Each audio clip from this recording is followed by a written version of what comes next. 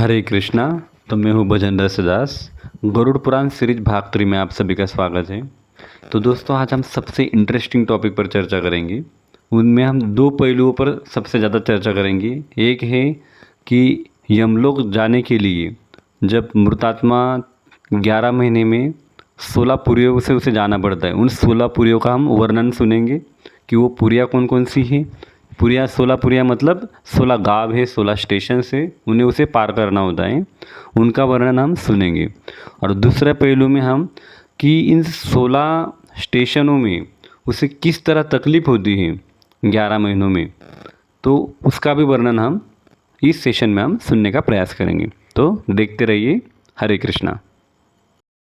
तो भगवान श्री कृष्ण गरुड़ पुराण में बताते हैं कि पृथ्वी से यमलोक की जो दूरी है वो लगभग 86,000 योजन है। यानी कि अगर हमारे मॉडर्न काल गणना के अनुसार अगर सिर्फ गिना जाए तो उसका अंतर होता है 11,08,000 किलोमीटर। यानी कि 11,08,000 किलोमीटर इतनी दूरी यमलोक की और पृथ्वी के बीच में है। और उसे जो मृतात्मा होता है, मरने के बाद उसे हर रोज़ 248 योजन पर डे चलना पड़ता है। यानी कि 3200 किलोमीटर पर डे पैदल चलना है। बिना खाए पिए, बिना पानी पिए उसे पैदल चलना होता है। तो एक योजन मतलब 12.8 किलोमीटर माना जाता है। तो 11,08,000 किलोमीटर उसे 11 महीने में पार करना होता है और उसे हर रोज़ 3200 किलोमीटर पैदल चलना होता है। तो भगवान श्री कृष्ण ने इतने डिटेल में ये सब बातें बताई हैं। कलिकाल में दुर्भाग्य से ऐसा होता है कि लोग साल भर का जो उसका 11 महीने का जो उसकी पैदल यात्रा है, उस यात्रा में उसे समय समय पर श्राद्ध का भोजन पहुंचना ज़रूरी है। लेकिन आजकल के समय में लोग क्या करते हैं कि पूरे साल का भोजन 16वें दिन ही उसे दे देते हैं और पूरे साल में उसके लिए उस मृतात्मा के लिए कुछ भी नहीं करते। तो उससे क्या होता है, उसे खाना नहीं मिल पाता मृतात्मा को और उसे पैदल यात्रा करनी पड़ती है। तो ये ऐसा है, आप मान लीजिए कि साल भर का भोजन आपको एक ही दिन में दिया जाए, तो क्या आप उसे खा सकते हैं? कतई नहीं खा सकते। उसी प्रकार उस जीवात्मा को अगर पूरे साल भर का जो भोजन है उसे टाइम टू टाइम मिलना ज़रूरी है 11 महीने में, तो उसे 11 महीने का जो भोजन है वो 16वें दिन ही एक ही दिन में दिया जाता है मरने के बाद। तो उससे क्या होता है, पितृदोष लग जाता है। तो इससे क्या होता है कि जो परिजन है उनको परिजन को मृतात्मा की संपत्ति चाहिए, पैसा चाहिए, ज़मीन चाहिए, लेकिन उसके लिए उसको उनको कुछ भी नहीं करने की इच्छा नहीं है। तो ये कलिकाल का प्रभाव है। लोग नास्तिक के शास्त्रों में श्रद्धा नहीं करते और लेकिन उसके बाद उसके नतीजे लोग भुगत रहे और आने वाले समय में भुगतेंगे भी। तो हमें ऐसा नहीं करना है। तो दोस्तों, हम चलते हैं यमलोक की यात्रा की ओर। तो 13 दिन के बाद यमदूत जो होते हैं वो जीवात्मा को एक बंदर की तरह उसे पकड़ लेते हैं और उसे पैदल चलना पड़ता है 11 महीनों तक। तो चलता क्या है, तो उसे अक्षरशः उसे बोलते कि उसे घसीट कर लेके जाते हैं। तो बहुत स्पीडली उसे दौड़ना होता है। तो हम देखते कि उसे 11 महीनों में 16 पूरे को पार करना होता है। तो उसकी हम एक एक जानकारी लेंगे। तो शुरुआत में उसको याम्यपुर लगता है। मरने के 18वें दिन बाद, यानी कि 13 दिन के बाद जब यमदूत लेके जाते हैं तो 14, 15 और 16, 17 ऐसे 4 दिन चलने के बाद, 4-5 दिन चलने के बाद वो 18वें दिन जो जीवात्मा होता है वो याम्यपुर पहुंचता है। तो याम्यपुर में पुष्पभद्रा नाम की एक बहुत खूबसूरत नदी होती है। जिन्होंने पुण्य कर्म किए होते हैं तो वही लोग वहाँ का जल पी सकते हैं। और बहुत खूबसूरत नगर होता है, लेकिन उस नगर का भी दर्शन वही लोग कर सकते हैं जो पुण्य कर्म के भागी होते हैं। तो अगर पुत्र ने उस 18वें दिन अगर पिंडदान किया हो तो उस 18वें दिन का भोजन करके वो जो जीव होता है जो वो आगे की ओर चल देता है। तो पहला गांव जो लगा हमें वो याम्यपुर था। अभी याम्यपुर से वो आगे की ओर निकल रहा है। याम्यपुर के बाद जो जीवात्मा आता है मृत्यु के 1 महीने के बाद वो सौरीपुर पहुँचता है। तो वहाँ पर वो पिंडदान का भोजन करता है। जो एक में जो पहला श्राद्ध बोलते हैं मरने के बाद, उस दिन का वो श्राद्ध का भोजन करता है और अपने पुत्रों को, बीवी को, अपने परिजनों को याद करता है, लेकिन उसका कोई उपयोग नहीं होता। तो वहाँ पे यमदूत बोलते कि कहाँ है तेरे परिजन, कहाँ है तेरे पुत्र, कहाँ है तेरी माता, कहाँ है तेरी पत्नी जिनके लिए तुमने पाप कर्म किए धन कमाने के लिए, तो कहाँ है, तो तुमने एक धर्म का कोई संचय नहीं किया। तो फिर वो उसके लिए पश्चाताप करता है, आगे की ओर नगेंद्र भवन की ओर चल पड़ता है। तो दूसरे महीने में वो नगेंद्र भवन पहुंचता है। नगेंद्र भवन मतलब दूसरा गांव होता है स्टेशन का। तो वो भयावह वन होता है, उस हिंस्र भयावह वन को देखकर तो वो क्रंदन करने लगता है, रोने लगता है, रुदन करने लगता है, ज़ोर ज़ोर से चिल्लाने लगता है। लेकिन यमदूत बोलते कि अभी कुछ फ़ायदा नहीं, तुमने ऐसा कुछ कमाया ही नहीं, धर्म का संचय ही नहीं किया, सिर्फ अपने लिए ज़िंदगी जी, तो उसके कारण अभी कुछ हो नहीं सकता, और हम वहाँ पे कुछ क्रय और विक्रय भी नहीं हो सकता। तो यहाँ पे धर्म ही काम आता है। नगेंद्र भवन के बाद तीसरे महीने में गंधर्व नगर लगता है। गंधर्व नगर के पार करने के बाद तो हर जो स्टेशन लगेगा वहाँ पे वो क्या करेगा, जैसे जैसा महीना लगेगा उस स्टेशन पे क्या करेगा, वो पिंडदान का भोजन करेगा। अगर वो पुत्र ने श्राद्ध किया उस महीने में तो वो भोजन कर पाएगा, नहीं तो वो भोजन नहीं कर पाएगा। तो फिर वो तीसरे महीने में गंधर्व नगर पहुँचता है। फिर बाद में वो चौथे महीने में शैलागाम पहुँचता है। तो शैलागाम ऐसा गाँव होता है जहाँ पर पत्थरों की वर्षा होती है, बारिश होती है, जैसे कि हमारे पानी की बूंदें गिरती है, वहाँ पे बड़े बड़े पत्थरों की क्या होती है, बारिश होती है। और बहुत सारे जो पापी जीव होते हैं उनके ऊपर क्या होते हैं, पत्थर गिरते हैं। तो इसीलिए इसे शैलागाम बोला गया। शैला मतलब पत्थर, पत्थर गिरने वाला गाँव। तो उस चौथे महीने में बहुत सारे पत्थर गिरते हैं। फिर शैलागाम को पाँचवें में का आगे निकलने के बाद पाँचवें महीने में वो क्रौंचपुर पहुँचता है। तो क्रौंचपुर में बहुत सारे कांटे होते हैं, तो उन कांटों को पार करना होता है उसे। तो वहाँ भी जो प्रेतात्मा होते हैं वो क्या करते हैं, क्रंदन करते हैं और अपने पाप कर्म के लिए पछताते हैं। फिर छठे महीने में बाद में वो क्रूरपुर पहुँचते हैं। क्रूरपुर पहुँचते यानी कि वहाँ के जो उस गांव के जो निवासी होते कैसे होते, क्रूर होते, यमदूत जो होते हैं, तो उसे वो बड़ी तकलीफ़ देते हैं पाँचवें महीने में। क्रूरपुर पहुँचने के बाद वो जो यमराज का जो भाई जहाँ पर रहता है विचित्र भवन पहुँचता है। उन कांटों का जो जंगल होता है, कांटे वाला जंगल, उसे पार करने के बाद वो विचित्र भवन पहुँचते हैं। तो विचित्र भवन में यमराज का भाई रहता है उस नगर में, वहाँ भी उन्हें बहुत सारा दंड मिलता है। तो विचित्र भवन को पार करने के बाद जो पापी जीवात्मा होते हैं उन्हें एक वैतरणी नदी को पार करना होता है। तो भगवान श्री कृष्ण गरुड़ पुराण में बताते हैं कि वैतरणी नदी की चौड़ाई है वो 100 योजन इतनी है, यानी कि 1280 किलोमीटर इतनी उसकी चौड़ाई है। तो यानी कि मतलब वो नदी नहीं है तो बल्कि क्या है, एक महासागर से भी बड़ा विशाल ऐसा जलाशय है। तो उसका जो स्पीड होता है बहुत ही तेज़ स्पीड होता है, तूफान वाला स्पीड होता है उसका, तूफान से भी ज़्यादा स्पीड होता है।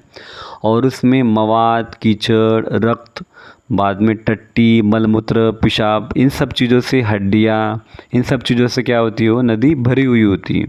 तो दिखने में वो भयावह दिखती है, बहुत ही भयानक दिखती है। और उस नदी को उन पापी जीवात्माओं को पार करनी होती है।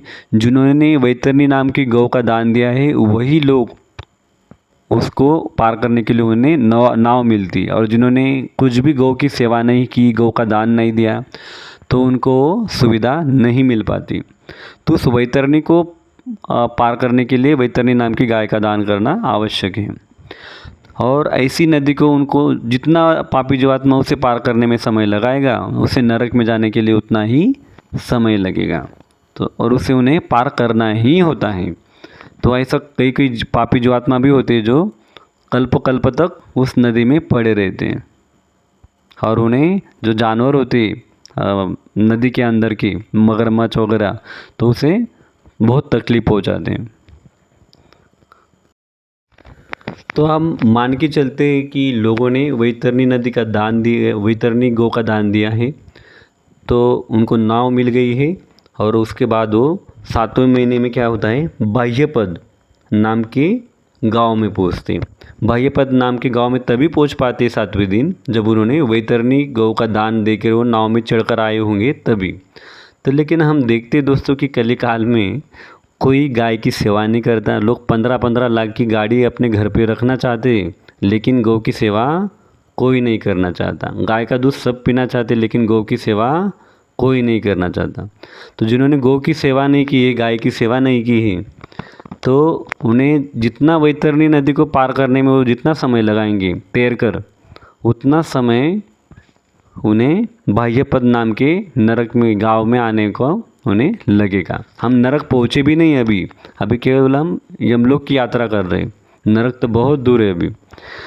तो 7वें महीने में वही लोग आ पाते हैं जिन्होंने वैतरणी नाम की गौ का दान दिया होता है। इसलिए ऐसा भी हो सकता है कि आपको थोड़ा बुरा भी लग सकता है कि कुछ जो प्रेतात्मा होंगे वो आज भी वैतरणी नदी में ही सड़ रहे होंगे, तो कुछ बता नहीं सकते, क्योंकि गाय की सेवा तो इस जो समय में जो कलिकाल का अभी समय चल रहा है, तो गाय की सेवा भी इस कलिकाल में कोई नहीं करता। सिर्फ अपना अपना जो पेट होता है उसी को लोग पाल रहे हैं, 15-20 लाख की गाड़ी अपने घर में रख रहे हैं, लेकिन गाय की सेवा नहीं कर रहे हैं। तो हो सकता है कि बहुत सारे जो लोग प्रेतात्मा होंगे वो अभी वैतरणी में ही सड़ रहे होंगे। तो 7वें महीने में बाह्य पद को पार करने के बाद 8वें महीने में जो मृत आत्मा होता है नाना क्रंदपुर और दुखदपुर पहुँचता है। तो इस गांव के नाम से ही आप समझ लीजिए कि वहाँ उस गांव में क्या होता होगा। तो उन्हें इतनी तकलीफ़ें मिलती है प्रेतात्मा को उस गांव में कि सभी जो नाना क्रंद यानी कि सभी लोग क्रंदन करते हैं वहाँ पे, और दुखदपुर यानी कि सब दुखद होते हैं कि मैंने क्यों धर्म का संचय नहीं किया, क्यों दान नहीं किया, क्यों मैंने भगवान का तीर्थ यात्रा नहीं की, नाम जप नहीं किया, क्यों अच्छे कर्म नहीं किए। तो इसके लिए वो जो जीवात्मा होते, मृतात्मा होते, वो पछताते रहते हैं। फिर जो 9वां महीना आता है उसमें वो तप्तपुर पहुँचते हैं। तो तप्तपुर माने जो पूरा जो गाँव होता है वहाँ पे 12 जो सूर्य होते हैं, एक सूर्य हमें जो हमारा समर सीजन होता है उसमें इतना तकलीफ़ देता है धूप के समय में, उस सीजन में। तो मान लीजिए 12 सूरज कितनी तकलीफ़ देगा, तो 12 सूरज तप्तपुर में तपते हैं और उधर उसे बहुत तकलीफ़ होती है। बाद में 9वें महीने में वो सुतप्त भवन भी पहुंच जाता है। तो सुतप्त भवन में यानी कि सुतप्त भवन यानी कि अच्छी तरीके से वो जो तपता है वो भवन यानी कि उस गांव में पहुंचते हैं। तो इतनी गर्मी में भी वो जो यातना शरीर है वो जलता नहीं है, क्योंकि उसका नाम ही यातना है। उसकी यातना, उस शरीर को यातना होगी लेकिन वो नष्ट नहीं होगा। उसे मरने के समय यातना होगी, उसे काट डालो तो गर्मी होगी, जलेगा, लेकिन वो नष्ट नहीं होगा, इसीलिए इसे यातना शरीर कहते हैं।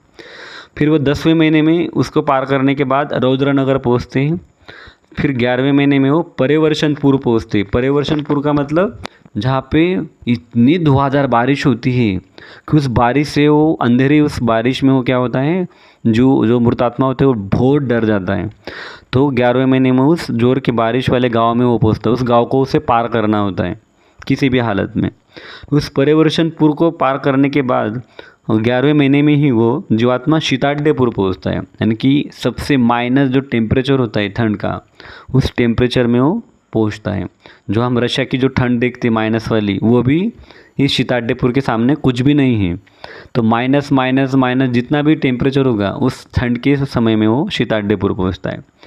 फिर 11 महीने के उस शीताड्यपुर को उसे पैदल पार करने के बाद उसे ब्रह्म धर्म भीतिपुर वो 11वें महीने के एंड में पहुंचता है। तो ब्रह्म धर्मपुर जो होता है वो 16वां स्टेशन है, यानी कि अंतिम पड़ाव है ब्रह्म धर्म भीतिपुर। तो वहाँ पे वो जो यमराज के जो यमदूत होते हैं, जो श्रवण और श्रवणिया हैं, उसका स्वागत करते हैं। स्वागत मतलब उसके क्या कहते हैं, उसका लेखा जोखा लेते हैं। तो दोस्तों, जैसे हमारे यहाँ पे छोटे मोटे जो झगड़े होते गांव के, उसको संभालने के लिए तालुका जिला न्यायाधीश होते हैं, हाँ, तालुका न्यायाधीश होते हैं। और बड़े झगड़े संभालने के लिए जिला न्यायाधीश होता है, बराबर। और बड़े झगड़े संभालने के लिए हाई कोर्ट होता है, उस स्टेट का, उस राज्य का एक हाई कोर्ट होता है। और बड़े झगड़े संभालने के लिए सुप्रीम कोर्ट होता है, और सुप्रीम कोर्ट के बाद कुछ भी नहीं होता। तो उसी तरह तो यमराज जी जो होते हैं वो ऐसे छोटे मोटे केसेस को हैंडल नहीं करते, वो बड़े बड़े जो कॉम्प्लिकेटेड केसेस होते हैं उनको देखते। तो यमराज जी सुप्रीम कोर्ट माना जाता है। तो हम यहाँ पे जो अभी यमलोक की जो यात्रा देखी, तो यह यमराज जी ने अभी पाप का सज़ा नहीं सुनाई है, तो पाप का जो ब्याज है उसको इस यात्रा में उस पापियों ने भोगा है। तो हम ये देख सकते हैं कि जो यमराज के जो नीचे काम करने वाले जो होते हैं उन्हें कहते हैं श्रवण और श्रवणिया, यानी कि जो जिला न्यायाधीश, हाई कोर्ट न्यायाधीश जो होते हैं उन्हें क्या बोल सकते हैं हम समझने वाली भाषा में श्रवण और श्रवणिया बोलते हैं उसे। तो श्रवण जो होते हैं वो पुरुषों के मामले संभालते हैं, और जो श्रवणिया होती है, जो श्रवण की पत्नियाँ होती है, वो जो औरतें होती हैं उनके मामले संभालती हैं। तो उनमें खास शक्ति होती है, तो उन जीवात्मा को पढ़कर ही, देखकर ही वो क्या करते हैं, जैसे हमारे बाबा बागेश्वर धाम जैसे, तो उनको पढ़कर ही समझ लेते कि इसने क्या क्या पाप किया है पास्ट लाइफ में। तो उसे देखते ही वो धड़ाधड़ उसके बताना शुरू कर देते हैं और उसके अनुसार उसकी सज़ा तय कर देते हैं। तो ये केस यमराज के पास भी नहीं जाती, तो खाली श्रवण और श्रवणिया ही हैंडल कर देती। तो बड़े बड़े जो कॉम्प्लिकेटेड केस होती है वो यमराज के पास जाती, बहुत ही कॉम्प्लिकेटेड केस यमराज के पास जाती। तो जो छोटे मोटे केसेस जो होती है वो श्रवण और श्रवणिया हैंडल कर लेती है। तो श्रवणिया जो होती है औरतों की केसेस संभालती है, और श्रवण जो होती है वो पुरुषों के केसेस संभालते हैं और सज़ा सुना के फ्री हो जाते, सज़ा सुना देते हैं उनको। तो दोस्तों यहाँ पे वीडियो काफ़ी लंबा हो गया। तो हमने इस वीडियो में देखा कि 16 जो गांव लगते हैं यमलोक जाते वक्त, उसका हमने विवरण देखा। तो आने वाले वीडियो के सेशन में हम दूसरे पहलू पर चर्चा करेंगे कि किस तरीके से वो जो यम मार्ग होता है उसमें तकलीफ़ होती है, उस विषय पर हम थोड़े विस्तार से चर्चा करेंगे, जो वर्णन स्वयं भगवान श्री कृष्ण ने युधिष्ठिर महाराज जी को सुनाया था। तो कंक्लूजन, सारभूत बातें। तो दोस्तों गरुड़ पुराण, श्रीमद् भागवत, भगवद गीता, इनमें 4 प्रमुख पाप बताए गए हैं। तो अगर हम इन 4 प्रमुख पापों को अगर टालते हैं अपनी ज़िंदगी में, तो क्या कर सकते हैं, हम नरक जाने से बच सकते हैं। तो पहला है मांसाहार न करना।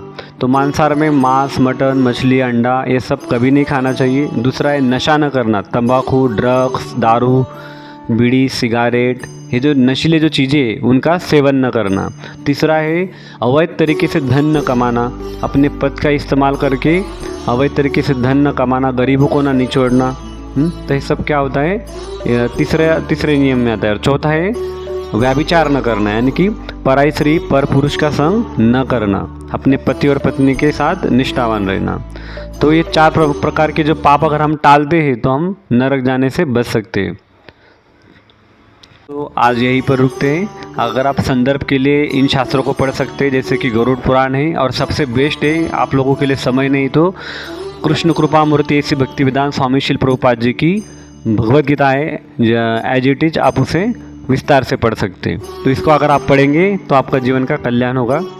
तो आज के लिए इतना ही। हरे कृष्णा। अगर आपको ये वीडियो अच्छी लगी हो तो कृपया इसे सब्सक्राइब करें, शेयर करें, लाइक करें, और ज़्यादा से ज़्यादा जिन लोगों को इन चीज़ों में इंटरेस्ट है उन लोगों को भेजें। और आपको हमारी दूसरी भी वीडियो इस चैनल पर मिल सकती है। हरे कृष्णा।